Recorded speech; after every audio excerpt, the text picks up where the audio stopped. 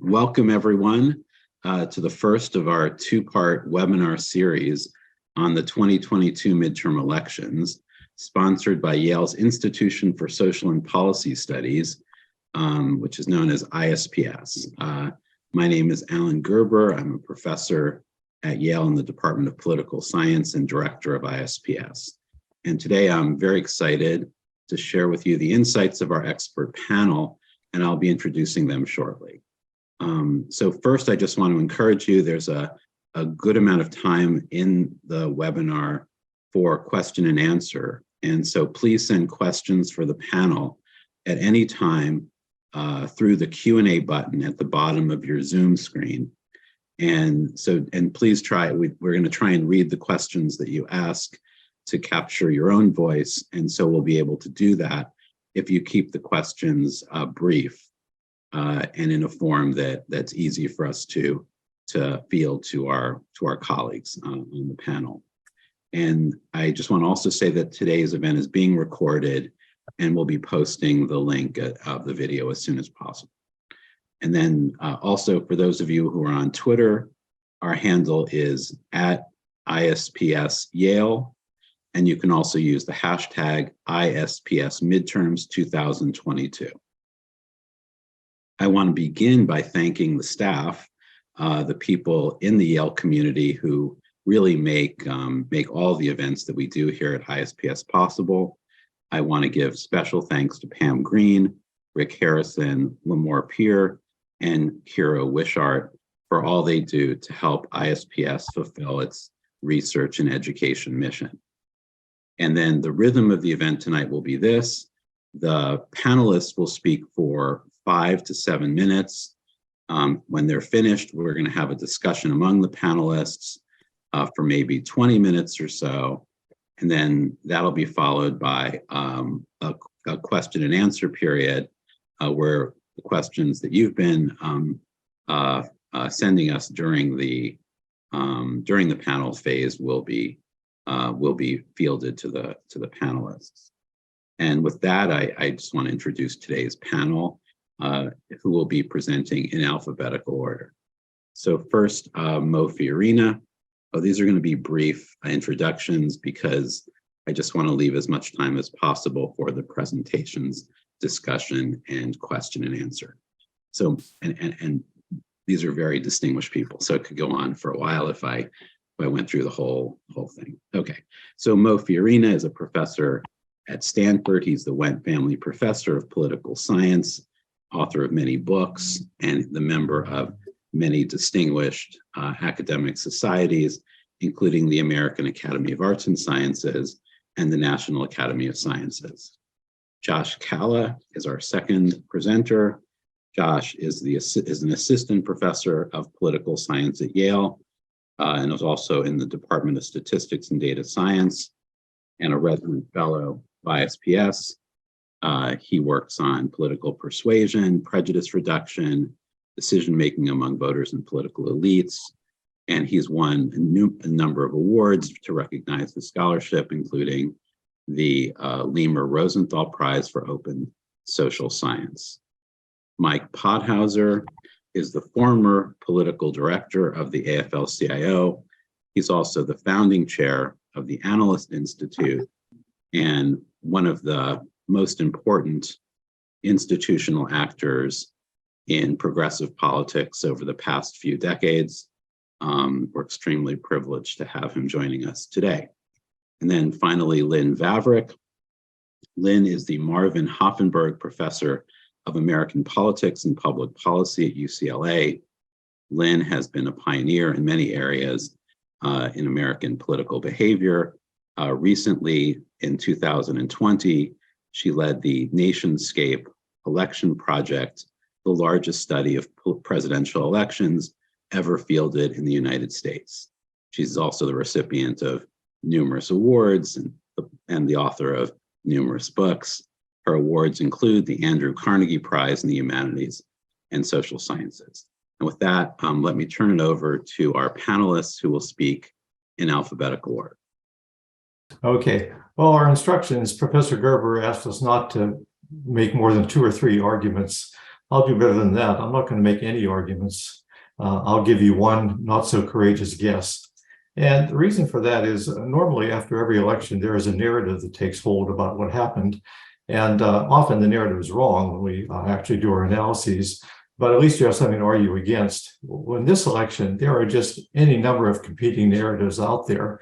The election, depending on who you talk to, was about abortion, was about election denying, was about January 6th and the threat to democracy. And the critical groups were independents or young people or suburban residents or women or young college-educated women. And I'm not going to go to any of these places. We have some real data gurus on the program here, and I'll let them handle those kinds of questions. After the 2020 election, which was disappointing for the Democrats on the House, not with the presidency, obviously, but in the House, they lost 13 seats, surprisingly, and their margin was only, I believe, 9.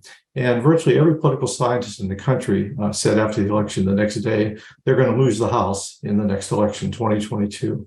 And let me start sharing my screen here. If you've probably all heard this generalization, but if you've never actually seen the numbers, this is a chart of midterm losses from the Civil War on. 1902 doesn't really count there. The size of the House was increased and everybody gained seats, although the incumbent party didn't gain as many as the others. But basically one election, the New Deal, and then not until Newt Gingrich doubled down on the Monica Lewinsky scandal in 1998 in the aftermath of 2001 terrorist attacks, did anybody ever, an incumbent party, gain seats. You can see the game is played below the line there. The only question is how many seats you lose. Now, why is it always below the line? Well, there are a number of theories out there, but I basically think it's the idea of a thermostatic electorate is what explains it. That neither party has a majority of the country, and to win an election, you basically have to appeal to middle of the roaders, unaffiliated, moderates, etc. But then you govern basically according to the dictates of your base. And a certain number of people who voted for you in the previous election decide that's not what they wanted. And here's an example. This is Barack Obama. In November 2008, the country was about evenly split on whether it elected a moderate or a liberal. By having watched cap and trade, medical care, Obamacare, et cetera, about a quarter of the people who thought he was a moderate decided a year later, no, they elected a liberal. And the shellacking occurred after that. Political scientists have developed forecasting models to predict the seat losses. They're basically models that predict statistical models based on economic conditions. Presidential approval sucks up everything other than the economy. And there are variants like, are we at war? Are there war casualties? How many seats do you have exposed beyond your long-term average? How long have you been in office, and so forth? And those models sometimes work quite well. In 2020, for example, the average of the models was exactly on. Now, in 2022, those kind of models are predicting unbelievable figures. Seth Mascott would continually update these, and he was always getting figures like 60 seats, and he, of course, didn't believe that. No one else did. Jim Campbell was one of the few forecasters who was willing to go public, and he said about 40 seats. I checked with some of the other forecasters informally, and basically they were reluctant to go public because the models simply seemed to be making predictions outside what was expected. I think, like many of the other panelists, we had to give various talks, and my pre-election prediction to the Stanford newspaper and other venues was I'd be very shocked if anything other than something between 49 to 51 seats for either party occurred in the Senate, and certainly no more than 30 seats in the House, 20 to 30 seats.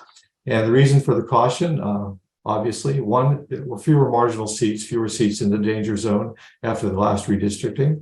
Second, Republicans already hold a lot of seats. I didn't see a lot of discussion of this in the run-up to the election. In 1994, the Republican wave of 54 seats. In 2010, the Democratic shellacking, 63 seats. In 2022, they had 36 more seats going in. So it was really unlikely that they were going to have anything like a 40 to 50 seat gain, which is what Kevin McCarthy said. The third thing was, of course, Dobbs, and several of the forecasters I talked to said simply they just simply didn't know how to take account of that in their models. And frankly, you always have to count on Republican primary voters. Just to go back on some of the golden oldies from the past, in 2010, Christine O'Donnell had to run commercials denying that she was a witch. 2012, we had a number of comments about rape that struck people as beyond the mainstream. The Republican candidate who ran against Bamberger in Virginia actually got caught in this argument this year. She sort of sensed the danger, but she basically, in one campaign appearance, she actually agreed with this, and it haunted her the rest of the campaign. The all-time favorite, I think, was this one. These are, of course, Senate elections, and we had a few candidates who were, as Mitch McConnell said, not high quality this time. I wasn't sure they'd actually go to the House, but we did have some real sort of surprising candidates in the House races as well. So in sum, the Republicans were likely to win a House majority, not as big as conditions suggest. Senate majority was uncertain. In the end, they gained only 9 seats in the House. They gained only 2 governorships, and they lost a Senate seat. And the story basically is the independents didn't deliver for the Republicans. When you look back over time, independents sort of determine the size of these midterm losses. Here's the Reagan era here. Here's the Republican wave in '94. Here's the Democratic thumping in the Republican thumping in 26, the Democratic shellacking, 2014, 2018. The independents actually voted 2 or 3%, well, maybe 4, according to some polls, for the Democrats this time. So it was independents had a very close margin and actually went for the Democrats. And the last few elections have not been kind to the idea of a new Democratic majority, the emerging Democratic majority. People have put together these from the exit polls and the AP poll. African Americans continue to defect to some extent. Hispanics defect, working class, suburban, old people. Young people, on the other hand, more Democratic. I really like Rui Teixeira's blog, The Liberal Patriot. He's a bit pessimistic on these things. He likes to try to find the dark lining in every silver cloud. But his last blog the other day, he's pointing out all the disadvantages that the Democrats face, even though they did fine in the election. Like on immigration, the border, they're 24 points down, Republicans. Crime, 20, economy and abortion, 20, economy, 20, that should be inflation. Abortion rights, they're up a little, of course, and climate change, which is not an important issue to most people. And then, of course, on traditional values, again, the Democrats are at a disadvantage on these things. So he sees dangers ahead, no matter what, how they managed to escape oblivion in the last election. And my guess, based on all this, is that in general, everything mattered. Everything sort of added up to the perception that the Republicans were too extreme, beyond the mainstream. It was a little bit of all the things. There was a nice third wave pre-election survey in which people were asked to place the parties on the ideological spectrum. And what was interesting is they actually judged the parties to be equal, not actually, judged the Democratic Party to be more extreme ideologically than the Republican Party. But when asked about the current candidates this year, no, they felt the Republicans had nominated more extreme candidates this year. So I'll end with that and allow my fellow panelists to flesh it out. Okay, so I think Mo and I, as I was saying, we did not coordinate in what we were talking about, but really similar questions and also similar answers. But I think one question I have coming out of this election is, did the Republicans underperform in 2022? And in order to answer that question, we need to have some model as to how well the Republicans should have performed in 2022. And one nice model out there are many of these predictive models, but one nice one is from our Yale colleague, Ray Fair, in the economics department, where he talks about these different pushes and pulls for or against the incumbent party. So based on the fact that there's a Democratic incumbent and there's some both bias against the White House, that thermostatic public opinion that Mo was talking about, canceled out by some incumbency effect, but also the economy was both bad with negative, very high inflation, but also was good with high GDP growth. All of this, when you put this all together in Ray Fair's model, means that based on past election results, we should have expected the Republican vote share in this election to be about 53.4%. And what we ended up seeing, at least as of November 23rd, is that the actual Republican vote share in this election was about 51.6%. So this means that Republicans underperformed relative to these historic models based on the economy, based on incumbency based on how many seats they're holding in the past, Republicans seem to underperform by about 2 percentage points. So it does seem like Republicans, based on what we have known in the past, but based on what we've seen from past elections, should have done better than they ended up doing this past November. So then the obvious question to ask next is why? And here I don't think we have very solid answers, but there's some political science evidence that we can point to suggest why it is that Republicans might have underperformed, that Democrats might have overperformed. And one piece of evidence we see is that Democrats raised and spent more money than Republicans this election. So in US House races, Democrats spent about $408 million on TV ads, while Republican candidates and affiliated groups spent about $380 million on their TV ads. And Lynn Vavreck, who's speaking later, along with a few colleagues, John Size and Chris Warshaw, have a really nice recent paper in the American Political Science Review showing that when one party has an advertising advantage over another party, this leads to an electoral impact. There is a benefit to spending more ads than the other side. And it's a pretty significant effect, especially in down ballot races like the House of Representatives, where Democrats outperformed what these models would predict. So I think one explanation as to why Republicans underperformed is they might have just spent less money than the Democratic Party. Another explanation, which Mo talked a little bit about, is about extremism, about how Republican primaries voted for candidates who were just more extreme, less high quality than who the Democrats went for. And again, there's really nice work in political science by Andy Hall, now at Stanford, for example, who looks at what happens when more extreme candidates win primary elections. Is there an electoral penalty? And one model of the world might say, no, there is no electoral penalty, that all that matters in American politics today is whether you have a D or an R next to your name. Democrats vote for Democrats, Republicans vote for Republicans. There are very, very few independents, and all that matters is the partisanship of who's running, and that the extremism of the individual candidates does not matter. And what Andy finds in this paper is that view is wrong, that individual candidates do in fact matter. More extreme candidates are punished when it comes to the general election. And there does seem to be some evidence from this in the most recent election. The New York Times did a really nice analysis where they looked at US House races where there was a quote unquote MAGA Republican who won the primary election and ran in the general compared to all other Republican races. And what you see when you just look at how these MAGA versus non-MAGA Republicans did in 2022 relative to 2020 is that the typical Republican, the Chamber of Commerce Republican, they actually did much better in 2022 than they did in 2020 by about 6 points.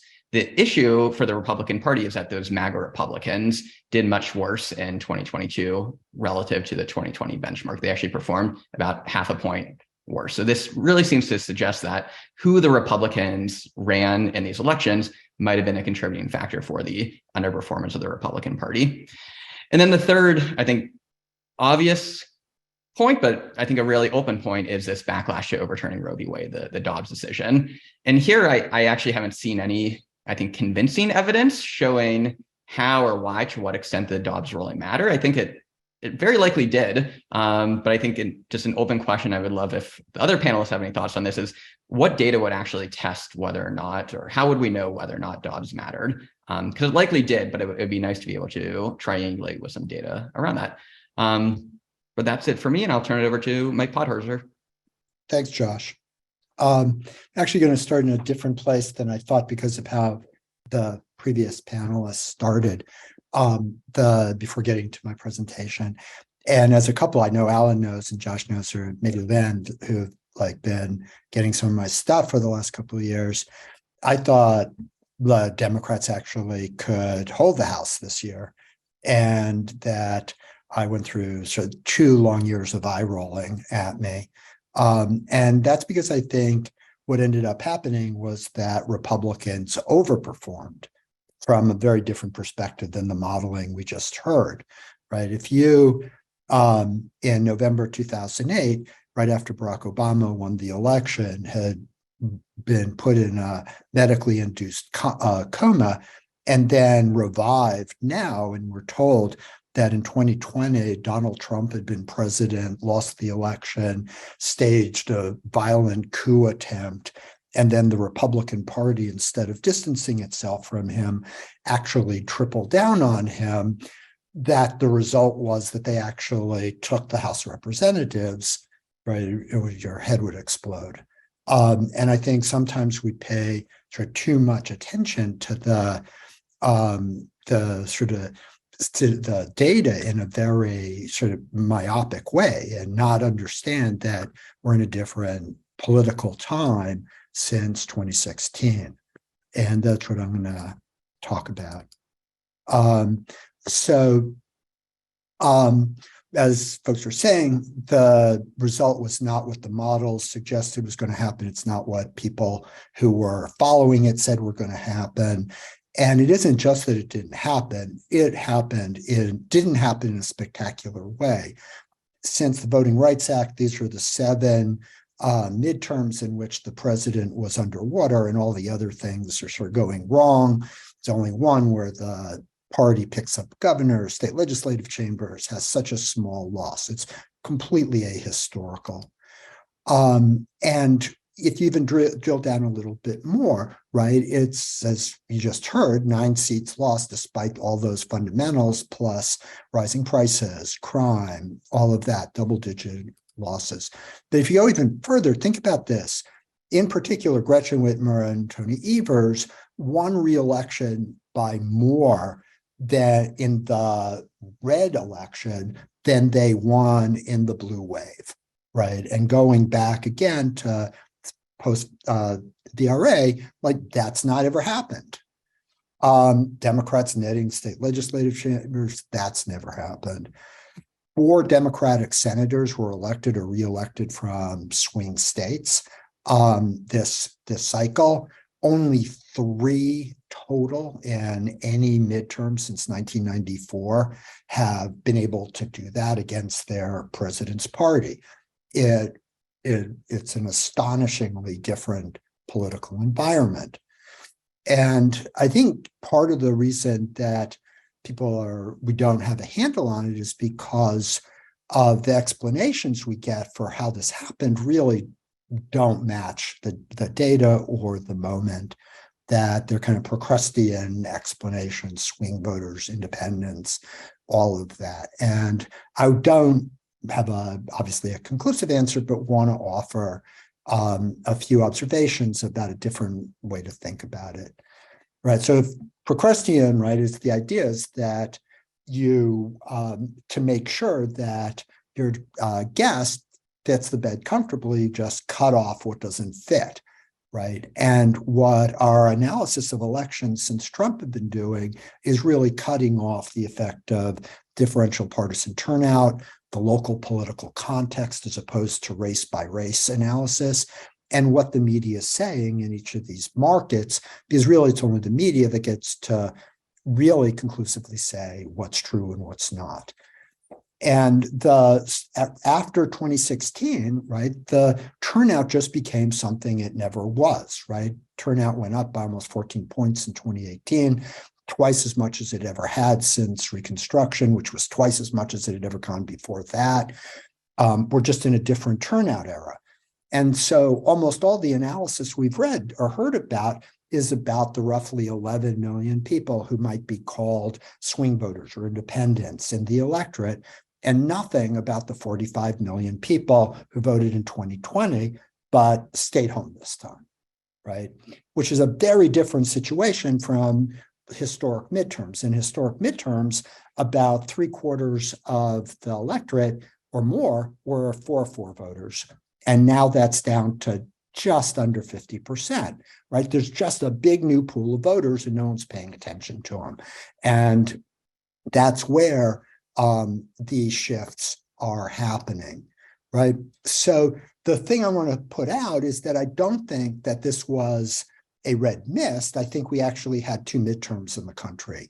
We had one midterm that was the red wave that all those models were predicting, and I shouldn't say wave, the blue undertow And so the metric that I'm going to use in these couple slides is presidential swing in each of the districts, the difference between what the Democrat got and what Biden got 2 years ago, limiting it to the 150 closest races, just so it's comparable across regions and time periods. And because that's 60-40 and beyond that, it doesn't matter much, right? So the swing in those 150 districts in 2018 was 7 points away from Republicans and 4 points away from Democrats. And that's the mental model that people have. But if you split the country into one country, which is what I'm calling the MAGA war zone, which are the electoral college states, places where things are really fierce, and the rest of the country, you see that really there was no difference between the swing that Trump endured and the swing that Democrats endured in that part of the country. But in the MAGA war zone, Democrats did barely less well than Biden did 2 years ago. And because I would argue voters in those states understood this is playing for keeps, real MAGA, no MAGA. And the other way of sort of looking at it in terms of the modeling was that I did 538 Final Deluxe, which has like all the things they can throw into it. And Democrats overperformed the estimate for them by 4.4 points in this MAGA war zone. And 538, came as close to nailing the rest of the districts as you can imagine. And so the last thing is just to say that this idea of missing voters, it's and I'm sure we'll come back to some questions, but the dynamic that I think, now there was clearly switching and stuff like that, but the dynamic is that turnout went up among Democrats in that MAGA war zone. Turnout among Republicans was about the same in both areas. And one of the things that this helps explain that the bad candidate, all the other kinds of independent voter explanations doesn't explain is why, if you have an independent, for example, who comes out and says, Mastriano, oh my God, I can't vote for them, did that person who, other than that, we're postulating would have been a thermostatic voter, give Democrats big down ballot gains in the state? How did they flip the two chambers in Michigan, right? Because the big driver was that there were just more Democrats, and it didn't matter whether the Republican was a denier or not. Just having decided to come out and vote was what mattered. And I'll stop there because that's my time. Sorry. Thanks, Mike. I will kind of pick up a whole bunch of those threads and see if we can tell a little bit of a broader story about what is happening in American politics at this moment in time and what it might mean for the future. And so the stuff that I'm going to talk about here in the next 5 or 6 minutes comes from a book that I've just written called The Bitter End with my colleague at UCLA, Chris Tosanovich, and my longtime co-author, John Sides, who is at Vanderbilt. And our answer to this question about what just happened in the midterms and what is happening in American politics more generally turns on this idea of calcification. And calcification sounds a lot like polarization, but it is not just polarization. I like to say it's polarization plus, and the plus is really important. So there are 4 components of polarization, and I'll tell you what they are briefly. 2 of them are a long time in the making, and 2 of them are more recent. So the first 2 are sort of long-term tectonic shifts that have taken time, and the last 2 you can think of as little earthquakes, shocks that have happened recently. The first 2 sound a lot like polarization. So an increasing homogeneity within each of the parties. So people who call themselves Democrats are more alike than they've ever been on issues, on ideology, possibly even on characteristics. Same thing for Republicans. The second thing is an increasing distance between the two parties, something that we've seen happen in Congress for a long time, but is now happening in the electorate. On average, people's attitudes about policies in the electorate are very far apart when you sort them by political party. The more recent things include a change in the set of issues that we're fighting over. So the importance of identity-inflected issues, things that turn on race, ethnicity, religion, gender. So that would be things like abortion, immigration, the Muslim ban, separating children at the border. All of those kinds of person-based issues have become the thing that is contested politically, as opposed to the New Deal type of political contestation that defined most of politics in our lifetimes. So the role and size of government, the tax rate, whether small businesses should be taxed higher or lower, whether low-income families should be taxed higher or lower. Joe the plumber is the classic example, if everybody remembers him from the 2008 presidential campaign. We're not fighting over those things anymore. So the dimension of conflict has shifted, and that's something that has taken about a decade. That's the more recent. The first two things are multiple decades since the 60s, the Civil Rights and Voting Rights Act. These last two things are within the last decade. The final thing is partisan parity within the electorate. So a rough balance between people calling themselves Democrats and people calling themselves Republicans right now in the electorate. It's not a perfect balance, but it's closer than it's been in the last 70 or 80 years. Those four things mashed up together lead us to this state of politics that we call calcification. And just like in the human body, calcification makes things stiff and rigid. Why? Because the stakes of winning elections are very high. Why? Because the other side is farther away than ever. And because of the partisan parity, victory is always within reach for both sides. And we're fighting over these extremely divisive person-based issues. And so when you mash all those things up together, it becomes very difficult for voters, say, whose party nominated a candidate who they don't think are high quality, becomes very difficult for those voters to say, oh, well, okay, in this particular election, I'm going to cross over and vote for the other side because I don't love the person my party nominated. We're talking about a couple of points on the tax rate or whether government should really be involved in healthcare. And maybe you can cross over. But when you're saying, I don't think we should be separating children from their families at the border, I don't love the person my party's nominated, but you know what? I'm going to vote for the person who wants to separate the children. It's a completely different kind of stretching of your party affiliation to vote for the other side. And so this context has produced this state of stickiness that we call calcification. So I want to show you just a couple of the consequences of calcification. The first is that voters have observed these differences and appreciate them between the parties. Very different worlds on offer on these identity-inflected things between Republicans and Democrats, and voters know it. So here I'm showing you time on the horizontal axis and the share of people on the vertical axis who say they have seen important differences between the two political parties. In 1952, you can see, for reasons that everybody can figure out, only 1 out of 2 Americans thinks there are important differences between the two parties. But today, that number is 90%. So 9 out of 10 Americans think the two parties have important differences. So the first piece of evidence that the state of politics today is different for voters than it has been at any previous point over the last several decades. Here's another implication of calcification, the emotional reaction to political parties. Here, we're asking people to rate their party and the other party on a 0 to 100 scale that's like a thermometer. 100 is very cold, you don't like them. 0 is very cold, you don't like them. 100 is hot, you do like them. 50 is neutral, take it or leave it.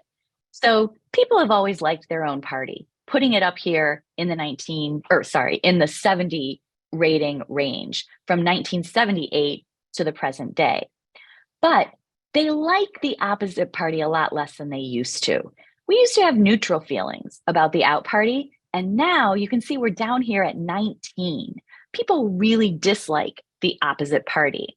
That emotional reaction can be based on a lot of things, but certainly a component is the figure I showed you just a minute ago, that people perceive important differences in the kind of world that each of these parties want to create, and they don't like the world that the out party wants to create.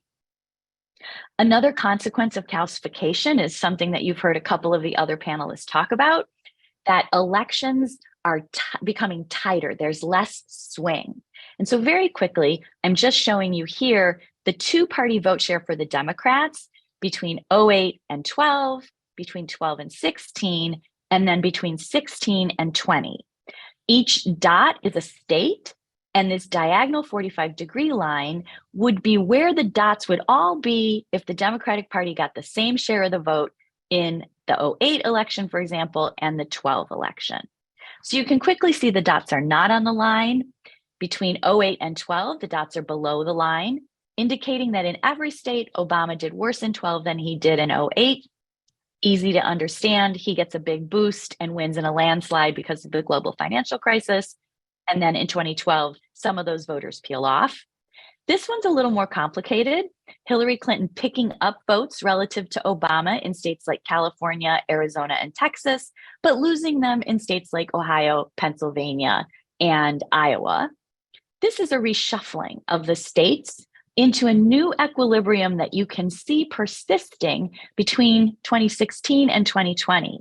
How do you see that? Because all of these dots are very close to the line and they are almost on the line. This tells us that the 2020 election was almost a replay of the 2016 presidential election. Very few people. There could be, Mike just talked about turnout. That's really important here. There could be different people turning out in these elections, but the outcome of these elections state by state is very close, 16 to 20. You can see it at the county level as well. Here we're showing you over time the average county level swing from the last election to the one that is indicated on the horizontal axis. Some of the swings have been very big, 20-point average county swings in presidential election outcomes in the 60s and 70s. But you can see over time, this county swing is going down.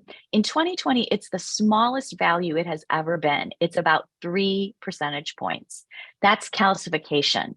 Everything is more the same and looks a lot like the last time relative to what we've seen in the past. And then finally, just to wrap up, what about what just happened? Here's the Georgia runoff. Oh, sorry, didn't mean to hit that button.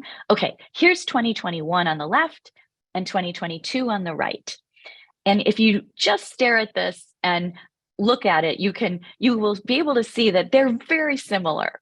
A lot of red at the top in both places, blue around the urban areas and the college campuses, almost everywhere except for the right-hand part of the state here, which became a little redder in 2022.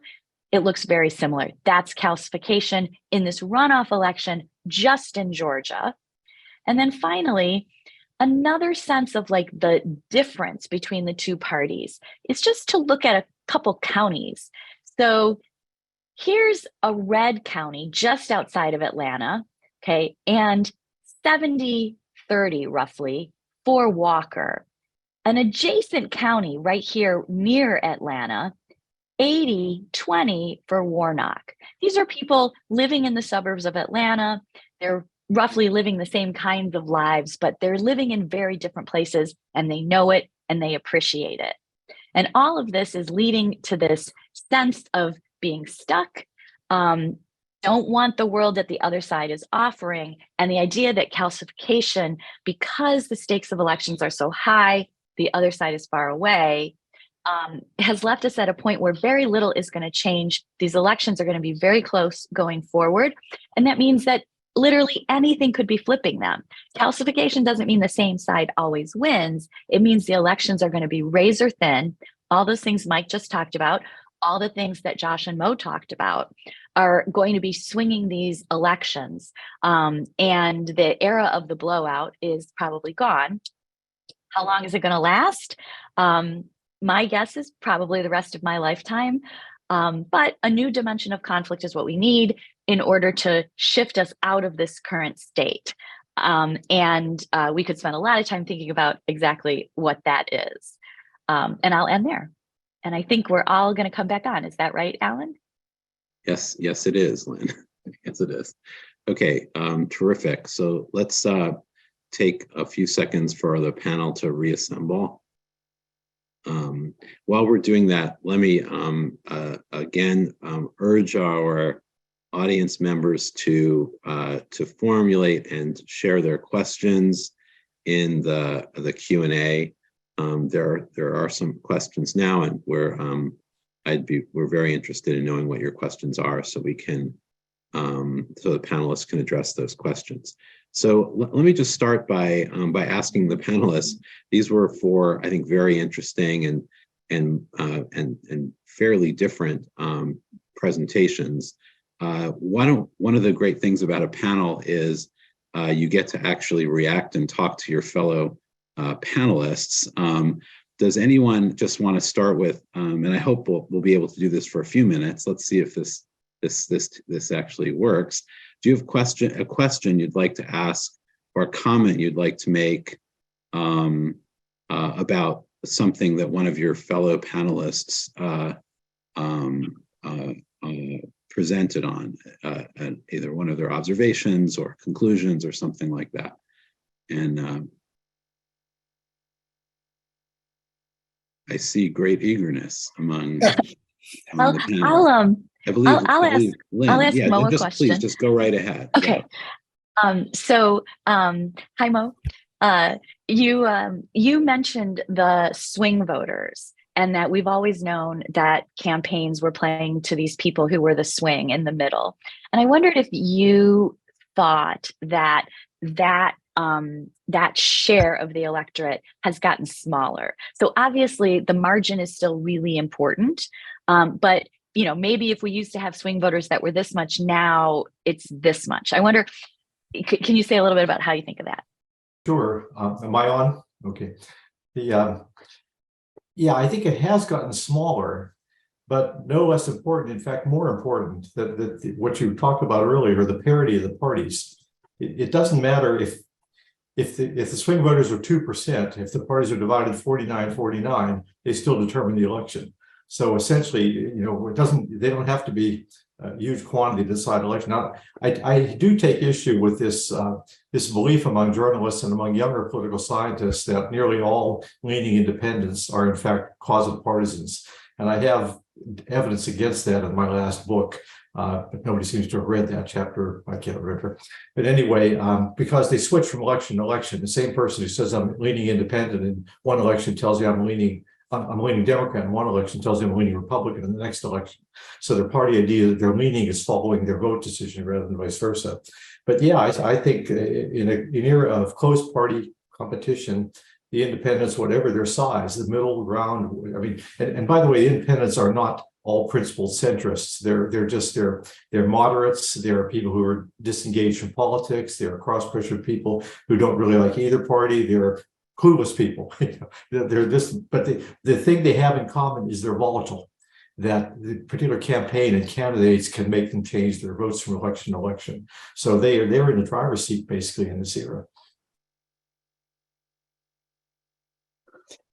Yeah, if I can jump in on the independent point for a minute, and get to something I sort of tried to wave at in what I was saying, is that I think that, and some of you know this, that we really limited our imagination of how politics happens to what we can see in polls.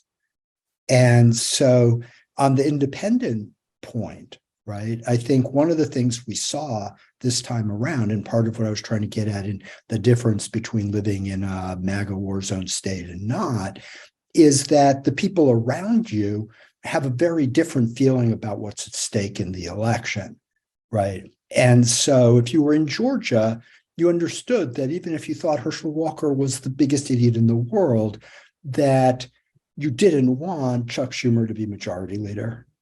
And you knew exactly what you were voting on. It wasn't about issues. It wasn't about any of those things.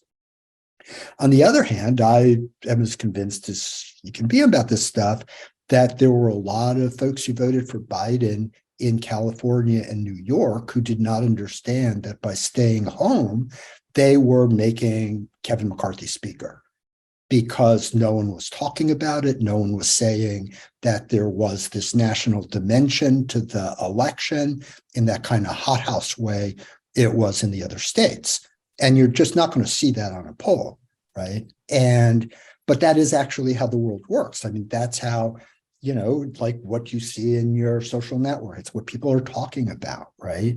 And so I think that that's another part of the story that gets left out on independence, right? I think what you were saying is right. They're the clueless people, right? I mean, if you're living in this country and don't understand what's up, right, then you're going to swing back and forth. But if you're in that, like Madison or like in Wisconsin, and you go to diner for breakfast every morning, you're sitting at the big table in the middle, you know who you're supposed to vote for, right? And if you're in a different place where it isn't like acute politics, you don't. And so you're like wagging back and forth. And I think there are lots of things like that that we don't take into the analysis and story about why we get the results we do. If I can follow up on with Mike, so there's all this talk of the nationalization of American politics with the demise of local media and people relying more on national sources, with people, tuning into national social media rather than local sense, people knowing less about their local candidates, even as they know more about the differences between the national parties, as Lynn was sharing. If it's true that there's this nationalization of American politics, why does it matter if you're an independent voter in California or an independent voter in Georgia? Or do you think we as political scientists might be overstating the case of this nationalization of American politics? I think that what I was trying to say is that it's not, it's sensitive to the context in the moment, right? That during the Trump administration years, right, you could not hide anywhere and not hear about all this stuff, right? And in the last 2 years, if you're not living in one of these states where they're doing scam audits or doing lots of high visibility things, you can, and you're not really clued in, then you kind of think things have gone back to normal. And so I don't think you can say there's like one way to understand independent voters in every state at all times, right? So in some sense, Biden being boring has brought back this less of a national dimension that exists under Trump. Yeah, no, I think that's been a big problem for the first year and a half, was that he was really going against the only motivation that would get people to do what they ended up doing. Good. Okay. Any other follow-ups on that line of discussion? One question I was wondering about as this discussion was going on was, is there an implication of the calcification ideas, or that candidate quality would be less important? And if so, is that what you're predicting that we'll see? Because it did seem like some of the arguments Josh and I think Mo might have made as well was that. And I think it's anecdotal evidence. I've seen a little bit of analysis, was that the quote unquote candidate quality problem really did manifest itself, and you can see it in the difference between up and down ballot voting and some of these cases, among other indicators.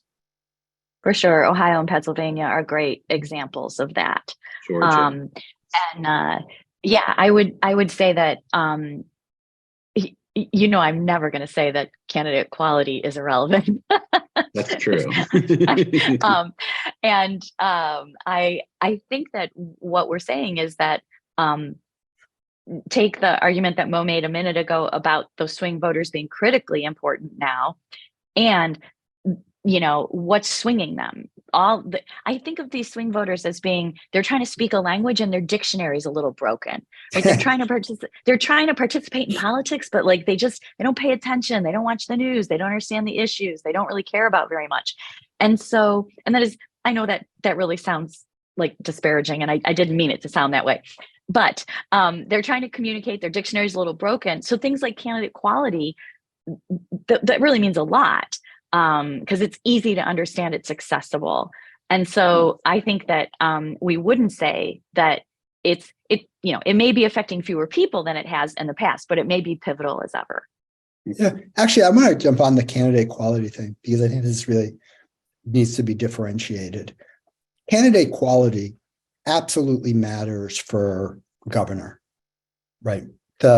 Because it doesn't have this national implication. That's how you get Hogan or Baker, something like that, by people who are voting 70-30 Democratic nationally. So, if you I can't even remember the guy in Maryland where I live who was like the wacko MAGA Republican, right, who got about 7 votes this time, right? I mean, that's candidate quality at the gubernatorial level.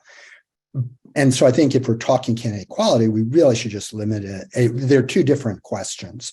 The other thing, though, and this is where I think sometimes because we are like grounded in polls and attitudes, rather than if you go to focus groups or talk to voters and all that, it's not that people just have different attitudes about policies.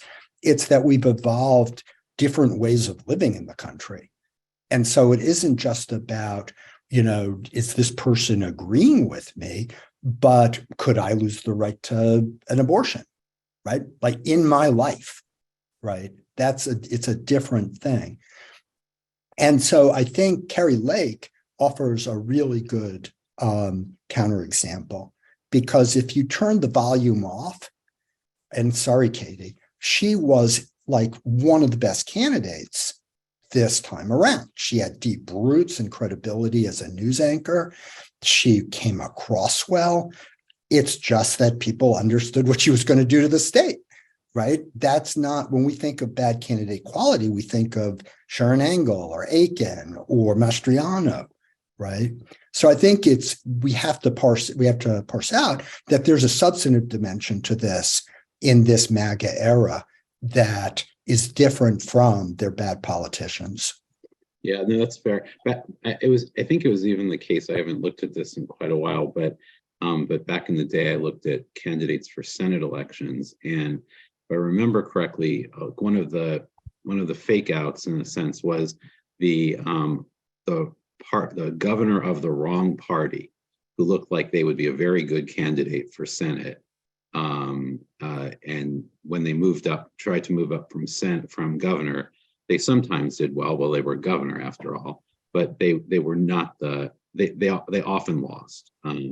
They often weren't able to move from being the governor so a governor of Massachusetts would be an example, as you were saying. They were very good governors. They weren't going to be able to go to equivalent level federal office for the obvious reasons. And I imagine that might even be more of a problem this time around in this era. Okay, other questions or comments by panelists? Can I just add one more? Please. The House incumbency advantage has declined steadily over like the last 20 or 25 years. And I think it's directly tied to the party differences we're talked about here. That in an era when basically it doesn't matter which Republican you elect, he's going to vote the same way as any other Republican. And the committees are centralized and under the leadership of the leadership. So it's simply a question of, do you want Mitch McConnell or Chuck Schumer? Well, in the House, I mean, do you want Nancy Pelosi or Kevin McCarthy to be the speaker? And so I think that's why people are simply not paying nearly as much attention to who their House incumbents are as they were 20, 25 years ago. Other thoughts? Just one other question, just because there's such an interesting group of scholars and observers of American politics. And I think we'll probably end up going, when we go to the question and answer, right back to political behavior in elections. Does anyone care to offer comments about implications of their assessments for governance? what this means for what is the public policy output, the democratic, the implications for democracy, things like that. So what implications, what is your takeaway after this election regarding prospects, or have you learned anything from this election, or do you have anything you want to share regarding your views about governance or the state of our democracy? It looks bad. Yeah. Would you care to elaborate, Dr. Fiorina? Well, I mean, what is Congress going to do? They're just revving up investigations, and we're sort of starting on the 2024 campaign right now. And the Republicans are going to obviously have a big fight between the MAGA types who want to get back at every Democrat they can think about and every conducting investigations, and a wing that would like to show they might have some ability to govern should they get a majority and should they win the presidency.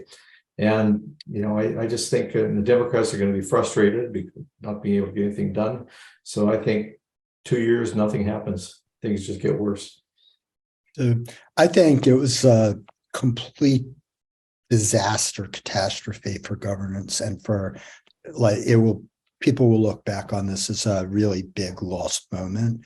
If you remember, after the second impeachment trial, the sort of Save opinion and all the people who were sort of talking about what comes next, that people wanted to move on, that if you went after Trump or the people who were trying to overturn the government, everyone would see it as partisan, and that, just can't do that.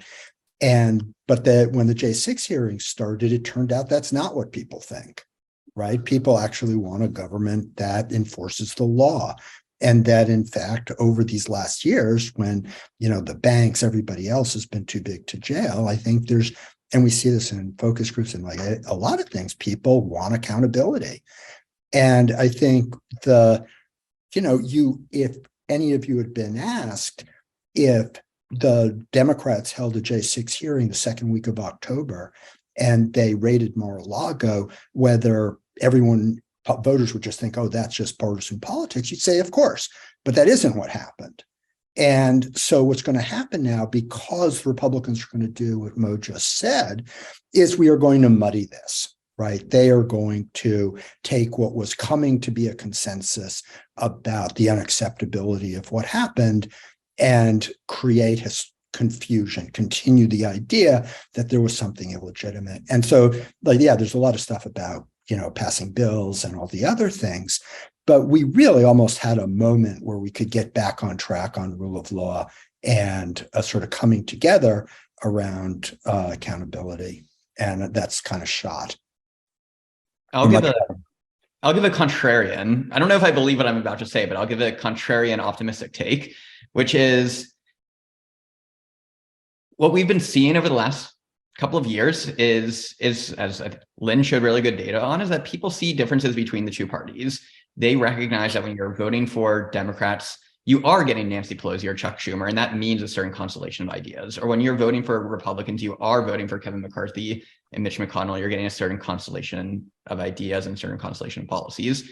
And it means now that voters are being guided more by these differences, these policy differences between the parties. And that, maybe the optimistic take is that voters are going to get what they want. They're going to get this policy that's reflective of who they're voting for, because they now recognize the policy stakes of who they're voting for. They're no longer voting for their local member of Congress because they're a good guy or whatever it may be. They're now voting for their member of Congress because they want Nancy Pelosi or because they want Kevin McCarthy. They're guided by these policy motivations. Whether or not they end up getting that is limited by the bicameralism and all the veto points in American politics. But I think the optimistic take on voter behavior, on individual voters, is that they're seeing these policy differences, these major differences between the parties. And I think that could be encouraging. I'll pick up on the optimism thread, because everybody always tells me that the calcification argument is a real bummer.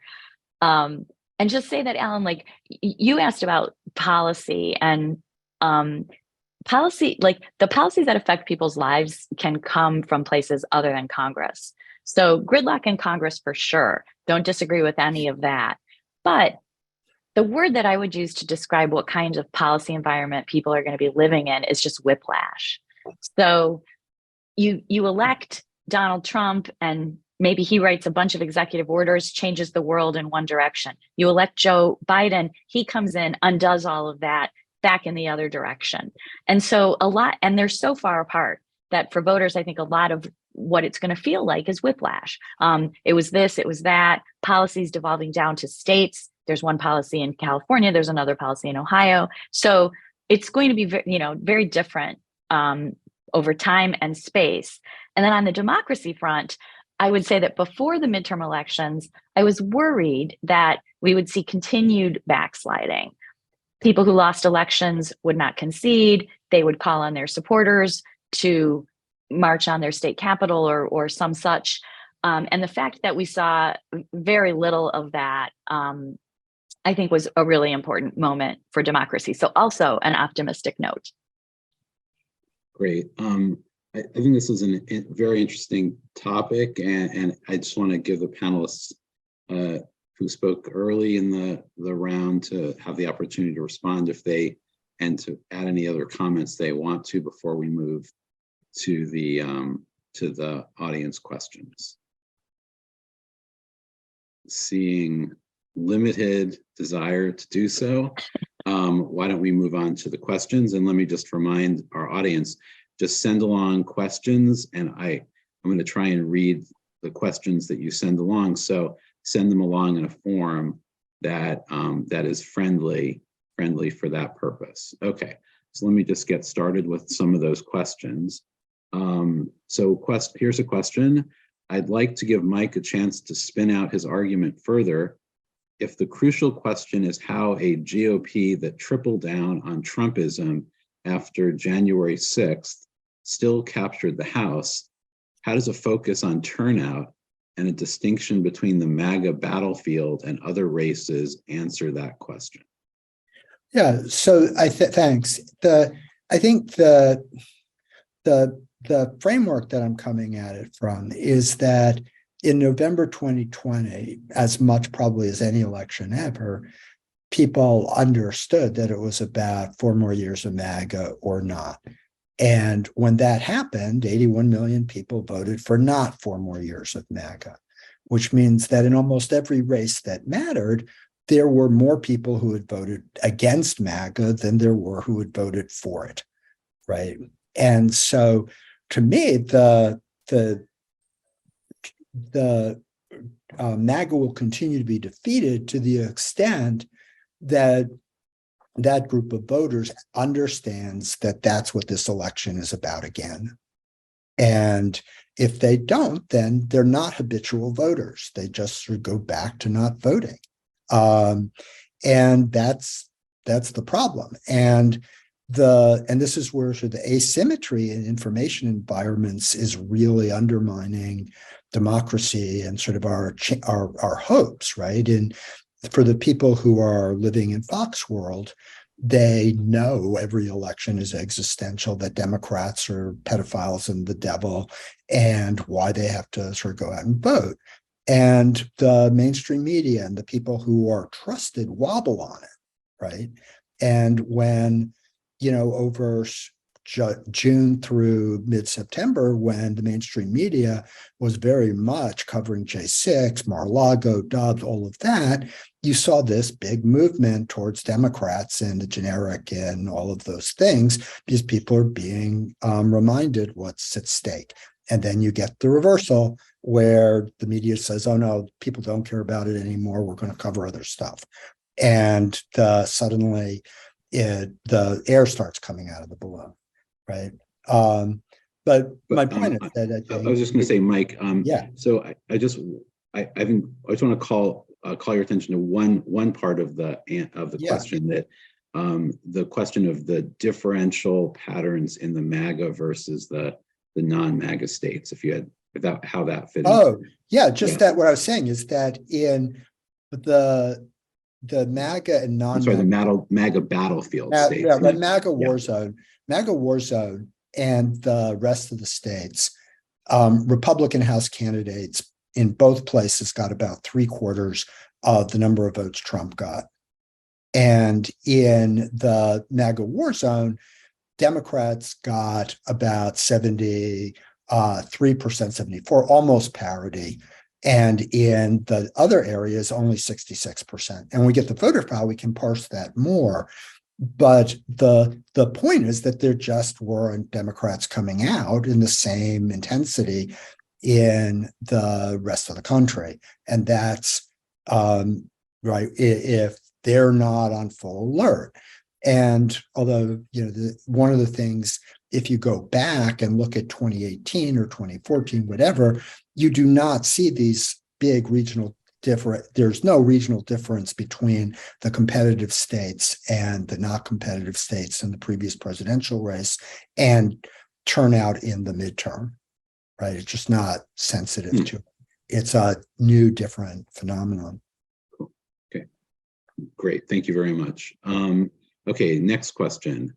Could the panelists address whether there are really demographic shifts within the country that are going to impact either party in the future? Okay, yeah, that's the there's another part to the question, but let's start out with demographics and voting patterns. I mean, I think that I think this is in the spirit of the Teixeira arguments about. So maybe Mo Fiorina, if you care to start. Sure, I'd be happy to. One of the main pieces of the argument of the emerging Democratic majority is the growing number of immigrants, especially Latinos. And obviously it hasn't worked out that way, but I wrote a piece in Real Clear Politics on this. There's a really important book by a demographer by the name of Richard Alba at Princeton. Or no, it's published by Princeton Press.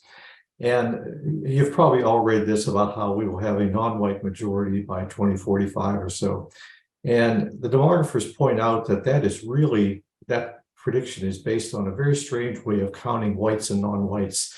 And I have slides on this, which I probably would take me too long to try to pull them up. But just to give an example, Senator Cruz is half Cuban, so the census counts him as non-white.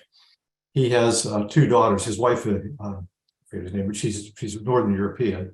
He has two daughters who are 1/4 Cuban. They're counted by the census as non-white. If the daughters have kids in 2045 and say they married totally, again, Norwegians or something like that, the kids who are 1/8 Cuban will be counted as non-white. That it's basically a Jim Crow in reverse. That if you have anything other than non-Hispanic white in you, you are counted as not as a person of color. And under any kind of reasonable way of counting people, it turns out that those projections are way off. And they go on to show that there's a tremendous amount of intermarriage going on. That in other words, the kind of examples I've given are what's actually occurring in reality. And it's sort of politically incorrect in some circles to talk about the Great American Melting Pot, but it's bowling away as much as it ever did, especially with Hispanics. And so, the bottom line is neither party should basically base its fate on the expectations of demography delivering for you, because it's not going to happen. What's going to determine elections is issues and performance, as it has in the past. So I am really happy for this question, because this is something that bothers me no end as someone who actually tries to win elections. Is that if you are running a campaign, either like whatever you're doing, you're not sitting there thinking, well, like, how do I do with this demographic group? You're thinking, how do I get everybody who agrees with me to vote for me, right? And you're thinking about, there's no intermediate step of whether they're Latino or a suburban voter or something like that, right? You are building a coalition of people who agree with different parts of what you want to do. And it's incidental. Right, it's descriptive statistic afterwards to say that it was because they were this or that demographic group, right? And there are only two demographic groups to me that are large and matter, where it's actually operates in that way, and that's white evangelicals and African Americans, where there's such a close, you know, to 100% identity with what that demographic name is, you know, but other than that, it's just going back and counting the number of people in each of these categories that ended up agreeing with you. And that's why, like, after every election, people are like chasing these, like, narrating a turtle race or something, right? Because that's not what's determining what they're going to vote for. They're doing it on the basis of like how you put that coalition together. Further thoughts on this question? Oh, or comments? Okay, seeing none. Actually, can I say one other thing Yes, about of it that course. is also obviously is something that exercises me, is that like many other things in political analysis, especially in the press and everything like that, there's just rampant ecological fallacies, right? Where everybody says, oh, let's pick the group, they just move this way, and everybody imagines a particular person in that group changing their mind, rather than saying, well, the group of people in that group who voted this time is different. Both things are going on, right? And so it's like when you have polls that say, so, you know, suddenly now people care less about issue X, or they care more about issue X. You don't even know whether or not the people who've changed their voting partisanship or like their vote choice are among the group that changed their, right? It's just we're really sloppy about that stuff. Okay, further thoughts? All right, next question. Which issues motivated previously non-voters to go to the polls? And let me add to that question a little bit, thinking back, say, to 2018, say, where we saw a really unusual event. Maybe you would say it at different times, but it was clearly something unusual in 2018. And it, so what do you think is going on with respect to some of the breaks in the traditional turnout patterns that we observed over the last half decade or so? I'll just jump in quickly. I have not done a systematic analysis of this, but my guess is that, like, if I had to bet, I would bet my money on that it isn't so much an issue as it is a sense among people that their vote is going to make a difference. So the election is going to be close and a lot is at stake, right? And so if you want me to describe issues that I think make people feel that way, they would be these identity-based issues. So in 2018, Alan, you mentioned, that's the aftermath after the 2016 election, which was decided in the Electoral College by 77,000 votes in 3 states. And a very surprising outcome that nobody expected. And so in 2018, then lots of people are like, oh man, you know, I better participate. And they're reacting to the change in the conversation to these identity-based issues.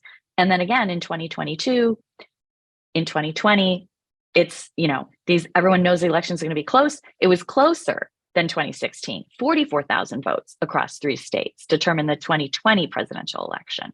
And so that gets us a boost in turnout in 2022. So I think it's not just one issue makes people go vote. It's this sense of there's a lot at stake, and man, these elections are really close and my vote might really matter. Yeah. And also on this one, I have a very empirical answer because we have it on the voter file. The first thing is that this election will have very few non-voters coming out. There are very few folks who decided that 20 wasn't important enough, but this one was. But in 18, the big boost was really among one of the big hidden ones that you can't see without a voter file is presidential Democratic voters who decided, damn, this is a midterm I need to vote in. So it wasn't so much people coming out of nowhere and deciding to vote. It was people who had actually been pretty regular presidential year voters deciding in all of the hothouse anti-Trump stuff that they better come out and vote in 2018 as well. Just one other observation, that although the individual issues might affect a lot of the inter-election swings, in terms of just this being a much more high turnout era, that also goes back to the parties rediscovering get out the vote. And suddenly, beginning in the early 2000s with the Republicans' 24/7 project, and then proceeding, there's just been a lot more mobilization effort in the last 2 decades than there was in a couple of decades earlier. There you go. Okay, here's any more observations on that before we move on. Okay,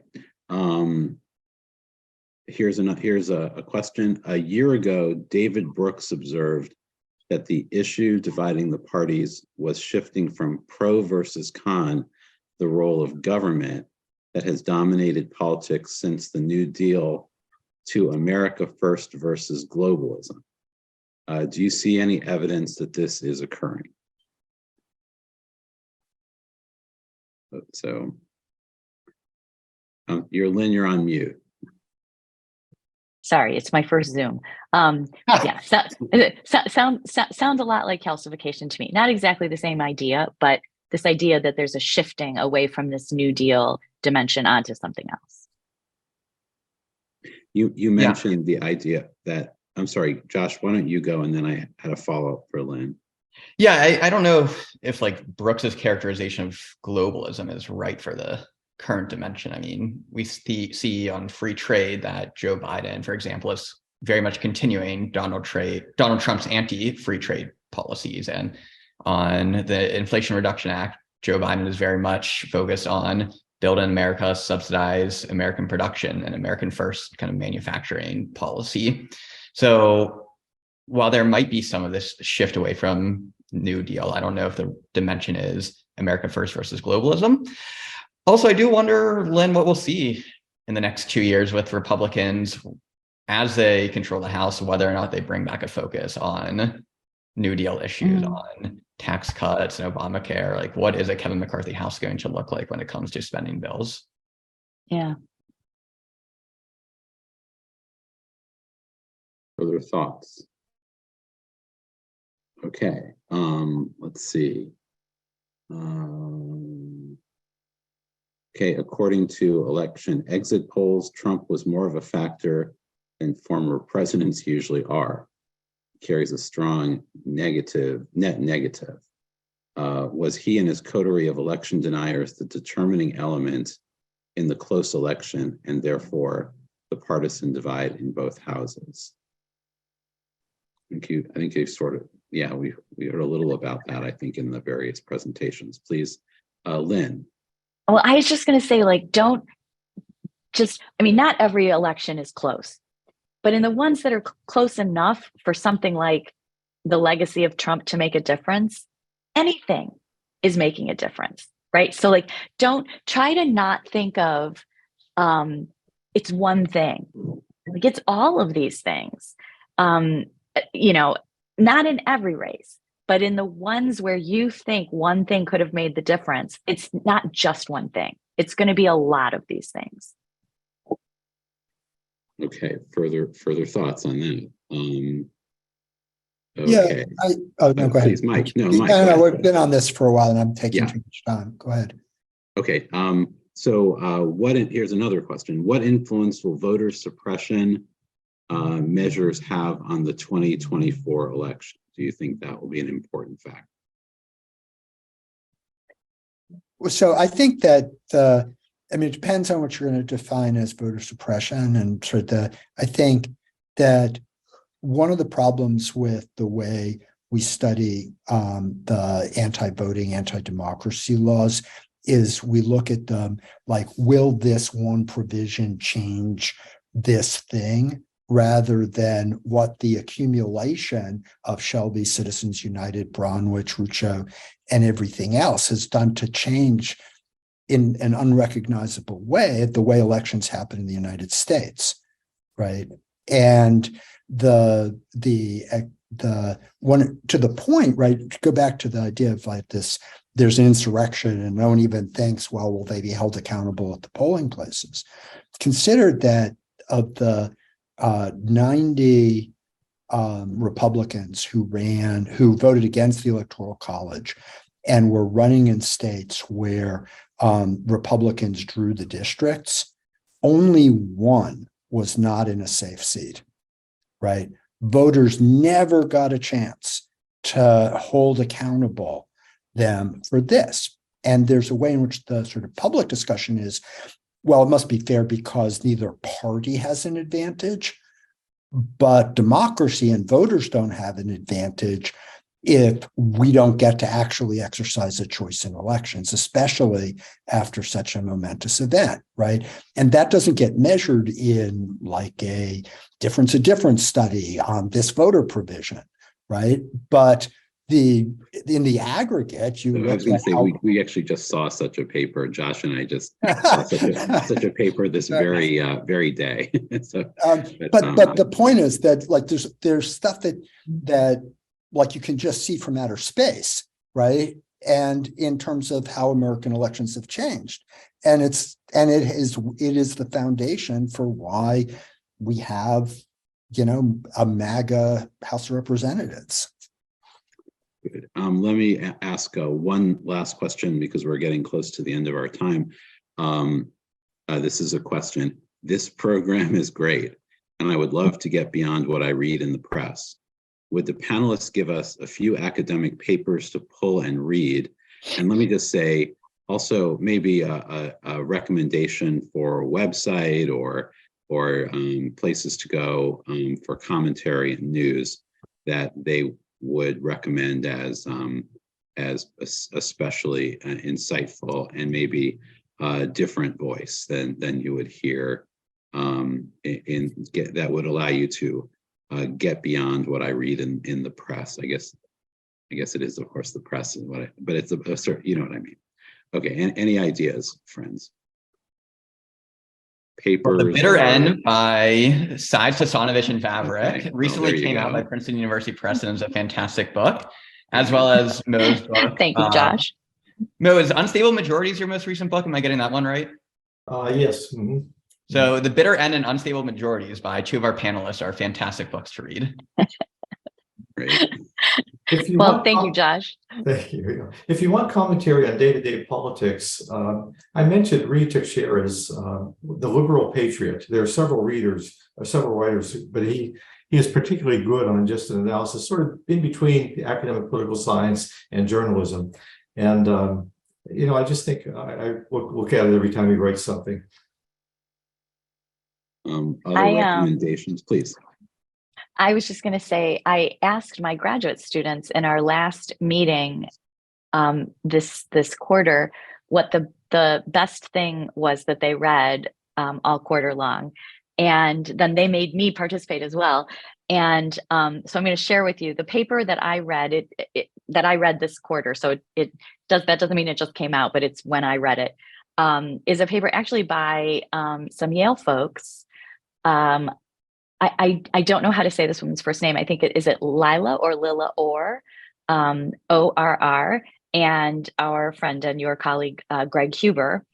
And this is a paper that is in, I think it's in the American Political Science Review, and it is about sorting out how much of people's reactions to the parties are purely based on emotion and how much of it has a policy component to it. And it's not a mystery novel, so I'll just give away the finding is that a good deal of people's reactions, emotional reactions to the party or to people's party labels comes from the beliefs about what they want to do in the world. So we hear, I don't want my son or daughter to marry a Republican or marry a Democrat. And it's emotion. But what they sort out is that actually a lot of that is because you wouldn't want your child to marry someone who holds those beliefs. And it isn't just emotional. It's a really, really creative and nice paper. I'll give another answer as well, which is read political science journals. So, some of our journals are the American Political Science Review, the American Journal of Political Science, look at the abstracts, look at the table of contents. Don't pay for the articles, but if you see an article that really interests you, email the author, and those authors are always happy to send those PDFs to folks. So if you see a paper that interests you, feel free to reach out. Don't send long, rambling emails to academics, but if you want like a little PDF, we're more than happy to share those PDFs. Right. So I think we're going to see a run on the American political. I was just science going to review, say, I you know, already sent a flying off field the shelf. experiment from Alan about emailing random political scientists to see if they'll send PDFs to people. Did I? Okay. Who's All right. more likely to respond? Well, I'm sure that's some version of that has been done, and many times, I assume, by all sorts of people, including graduate students and undergraduates. So all very good. Mike, do you have anything you want to recommend? I don't think so. No, Okay. I mean, I'd love Oh, not just the bitter end, but the books before it. I think they're the best thank you. one volume thanks. recaps of all of the things. And I think one of the things that I think is really great about them is that it's the way you take different topics that were of interest during the election and find a way to explore them in a smart data-based way, Thanks. which usually is never the case when they're discussed in public. And so I thought those were really good. Great. Thank you. Terrific. I did think of I thought of a Please, podcast. Lynn. I thought just my favorite political podcast is Hacks on Tap, which is David Axelrod and Mike Murphy. And they are not doing policy, but they are talking about elections and strategy and the kinds of things that campaign consultants talk about. And so if you like that kind of thing, which it sounds like from the Q&A people sort of do, I recommend it. It's funny and it's weekly and super relevant. Yeah, actually, I'll do one other thing, but which is just more of a category that I think is really underappreciated is what I've seen in new attempts to have analysis of political economy, where it's not just about one more person doing R on surveys, but really understanding things like path dependency in our country and the different ways, economic interests, all those kinds of things.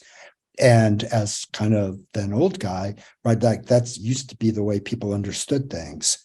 And I think if it's making a comeback, that's a great thing. Great. Well, thank you. Thank you all.